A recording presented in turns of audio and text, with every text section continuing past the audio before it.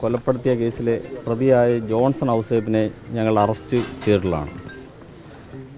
Instagram വഴി ആതിരയെ പരിചയപ്പെട്ട പ്രതി ആണ് ജോൺസൺ നേരത്തെ വിവാഹിതനാണ്. ഭാര്യ ഉപേക്ഷിച്ച് വർഷങ്ങളായി ഒറ്റയ്ക്ക് കഴിഞ്ഞു വരുന്ന ആളാണ്. ജോൺസൺ സാധാരണ ഇൻസ്റ്റഗ്രാമിൽ റീൽസ് ചെയ്യുന്ന ഒരാളാണ്. ആതിരയും അതേപോലെ തന്നെ ഇൻസ്റ്റഗ്രാമിൽ റീൽസ് ചെയ്ത് പോസ്റ്റ് ചെയ്യാറുള്ള ആളായിരുന്നു. ഇവർ രണ്ടുപേരും ഇൻസ്റ്റഗ്രാം വഴി റീൽസ് ചെയ്ത് ഒരേ ഗ്രൂപ്പിൽ പോസ്റ്റ് ചെയ്തതിനെ തുടർന്നുള്ള പരിചയമാണ് ഇവർ തങ്ങളുണ്ടാകുന്നത്. ഈ പരിചയം പിന്നീട് ഇവർ രണ്ടുപേരും കൂടി ഒരു ഗ്രൂപ്പ് സ്റ്റാർട്ട് ചെയ്യുകയും അതിനകത്ത് ഇൻസ്റ്റാഗ്രാമിൽ ഈ റീൽസ് ചെയ്ത് ഇവർ പോസ്റ്റ് ചെയ്യുന്ന രീതി ഉണ്ടായി. ഈ ഒരു പരിചയം പിന്നീട് ഇവർ തങ്ങളിൽ വളരെ അടുപ്പമായി, അതൊരു സ്നേഹബന്ധത്തിലായി. ആതിരയുമായി വളരെ അടുപ്പത്തിലായ ഈ ജോൺസൺ ഭാര്യ ഉപേക്ഷിച്ച് നിൽക്കുന്ന ആൾ അയാളോടൊപ്പം ചെന്ന് ആതിര താമസിക്കണമെന്ന് സ്ഥിരമായി ആവശ്യപ്പെട്ടുകൊണ്ടിരുന്നു. പലപ്പോഴും ഇത് സംബന്ധിച്ച് ഇവർ തങ്ങളിൽ തർക്കമുണ്ടായി. ആതിര വിവാഹം കഴിച്ച് ഒരു കുട്ടിയുള്ള ആളായാൽ തന്നെ ഈ ജോൺസണോടൊപ്പം പോയി താമസിക്കുന്നതിന് തയ്യാറായില്ല. ജോൺസൺ ഈ അടുത്ത സമയത്ത് ആതിരയെ കൂടെ താമസിപ്പിക്കുന്നതിന് വേണ്ടി എല്ലാ സംവിധാനങ്ങളും ചെയ്തു. അയാൾ ഒരു വീട് വാടകയ്ക്ക് വരെ എടുത്ത് അതിൻ്റെ വാടക അഡ്വാൻസും എല്ലാം കൊടുത്തു. വീട് റെഡിയാക്കിയതിന് ശേഷവും ആതിരയോട് ചെല്ലാനായിട്ട് ആവശ്യപ്പെട്ടു. ആതിര ചെല്ലാൻ വിസമ്മതിച്ചതിനെ തുടർന്ന് അഡ്വാൻസ് കൊടുത്ത പൈസ തിരിച്ചു വാങ്ങിയതിന് ശേഷമാണ് ആതിരയെ എങ്കിൽ എൻ്റെ കൂടെ താമസിക്കാൻ തയ്യാറല്ലെങ്കിൽ പിന്നെ ജീവിക്കേണ്ട എന്നുള്ളൊരു തീരുമാനം എടുത്തുകൊണ്ട് അയാൾ നേരെ ഈ പെരുമാതുറയിലേക്ക് വരുന്നത്. ഈ കൃത്യത്തിനൊരു 3 ദിവസം മുമ്പ് പെരുമാതുറ വന്ന് റൂം എടുത്തു. ആ റൂമിൽ താമസിച്ചുകൊണ്ട് ആതിരയെ വീണ്ടും വിളിച്ചു. കൂടെ ചെല്ലുമോ എന്ന് ചോദിച്ചു. തയ്യാറല്ല, ഭർത്താവും കുട്ടിയുണ്ട്, അത് അവരെ ഉപേക്ഷിച്ച് ചെല്ലാൻ തയ്യാറല്ല എന്ന് പറഞ്ഞതിനെ തുടർന്ന് ഈ കൃത്യത്തിൻ്റെ തലേ ദിവസം ഇയാൾ പോയി ഈ കൃത്യം ചെയ്യുന്നതിന് വേണ്ടി കത്തി വാങ്ങി സൂക്ഷിക്കുകയും ഈ കൃത്യ ദിവസം രാവിലെ ഈ കത്തിയും എടുത്ത് കൈവശം കരുതി ഷട്ടിനകത്ത് ഒളിപ്പിച്ചു വെച്ചു. ഈ വീട്ടിൽ വരികയും ആതിരയോട് വീണ്ടും കൂടെ ചെല്ലണമെന്നൊക്കെ സംസാരിച്ചു. സൗഹൃദമായൊക്കെ സംസാരിച്ചതിന് ശേഷവും ചെല്ലാൻ തയ്യാറാവത്തിനെ തുടർന്നാണ് കിടപ്പമുറിയിൽ വെച്ച് ഇയാൾ ബലപ്രയോഗത്തിലൂടെ കീഴ്പ്പെടുത്തി കൊലപ്പെടുത്തുകയാണ് ചെയ്തത്. ഈ കത്തി ഉപയോഗിച്ച് കഴുത്തിൽ കുത്തിയാണ് കൊല ചെയ്തത്.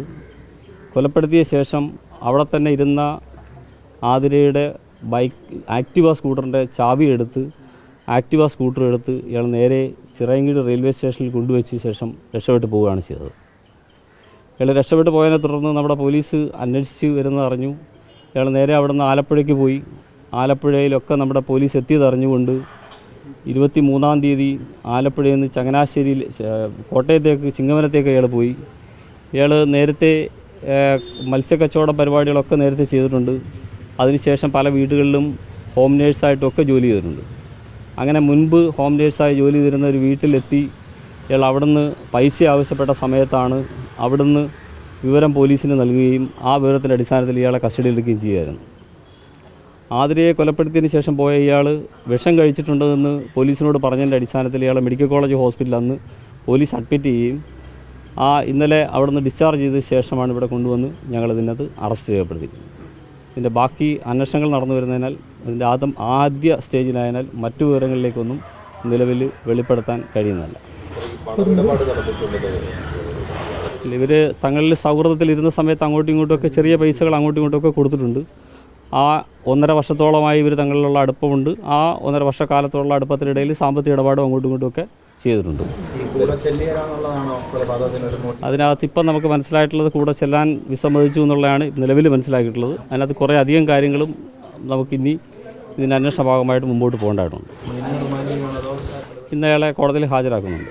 ഈ ബന്ധത്തെക്കുറിച്ച് ഇവരുടെ കുടുംബാംഗങ്ങൾ എപ്പോഴെങ്കിലും അറിഞ്ഞു? കുടുംബാംഗങ്ങൾക്ക് ഇതിനകത്ത് അറിവ് കിട്ടി. ആ കുടുംബാംഗങ്ങൾ ഉൾപ്പെടെ ഇടപെട്ടിട്ടാണ് ഇതിനകത്തേക്ക് പോകരുതെന്നുള്ള ആതിരയെ നിർബന്ധിക്കുകയും അതുകൊണ്ടുകൂടിയാണ് ആതിര അങ്ങനൊരു ഈ ഭർത്താവിനെയും കൊച്ചിനെയൊക്കെ ഉപേക്ഷിച്ച് പോകാൻ തയ്യാറാവായിരുന്നു. കുടുംബാംഗങ്ങൾക്കും അറിവ് കിട്ടി. ഇയാൾ കുടുംബാംഗങ്ങളുമായിട്ടുമൊക്കെ സംസാരിക്കുകയൊക്കെ ചെയ്തിട്ടുണ്ടായിരുന്നു.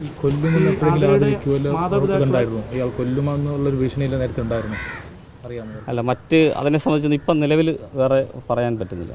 ഇതിൻ്റെ അറിയാം, കേസിൻ്റെ തുടക്ക സമയമായതുകൊണ്ട് മറ്റു കാര്യങ്ങളിലേക്ക് പോകാൻ പറ്റില്ല. അല്ല, അത് മറ്റു കാര്യങ്ങളിലേക്ക് ഇപ്പം നിലവിൽ പോകാൻ പറ്റില്ല. അത് പിന്നീട് നമുക്കതിനെ സംബന്ധിച്ച് പറയാം. അല്ല, ഇവരുടെ ബന്ധുക്കളുമായിട്ടൊക്കെ ഇയാൾ സംസാരിച്ചിട്ടുണ്ട്.